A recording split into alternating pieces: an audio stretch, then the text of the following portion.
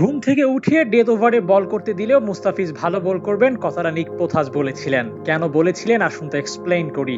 প্রথম ইনিংসের ১৯তম ওভারে শান্ত বল তুলে দেন মুস্তাফিজের হাতে। বল পেয়ে ফিজ টানা ৫টা বল শুধু ডটই করে যান। এরপর শেষ বলে গিয়ে একটিমাত্র সিঙ্গেল কনসিড করেন, কিন্তু এর আগে ফিজ আসল কাজ করে ফেলেছেন।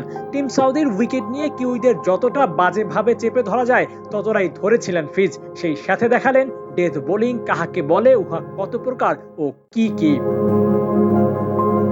শুধু এই না, গোটা ইনিংস জুড়ে ফিজ চালিয়েছেন মনোপুত বোলিং তাণ্ডব। বল করেছেন ২৪টি, তার মধ্যে ১৫টা বলই করেছেন ডট। নিয়েছেন কিউইদের দুইটি উইকেট। নতুন বল হোক পুরাতন, মুস্তাফিজ এখনো কতটা আক্রমণাত্মক, ভয়ঙ্কর, আনপ্লেয়েবল তা আরো একবার প্রমাণ করলেন। খানিকটা অবাক হবেন এই শুনে যে পুরো স্পেলে ফিজকে শুধুমাত্র একটা ওভার বাউন্ডারি মারতে পেরেছিল কিউই ব্যাটাররা।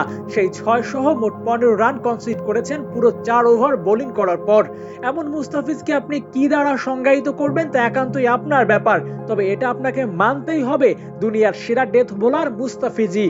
দলের প্রয়োজন যেমনই হোক না কেন, ফিজ তার সহজাত বোলিং দিয়ে যতটুকু করা সম্ভব দলের জন্য তা করবেনই।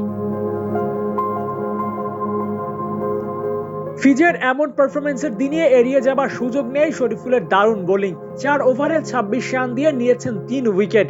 বল হাতে আর যারা যেমনই করুক শরীফুল উইকেট পাবেনই। দিন দিন যেন নিজেকে নিজেই ছাড়িয়ে যাচ্ছেন এই বাহাতি পেসার। প্রথম ইনিংসের দ্বিতীয় ওভারে শরীফ ১ ওভারে নিয়েছিলেন ২টি উইকেট। কিউইদের কোমর ভাঙার কঠিন কাজটাই শরীফুল করেছেন।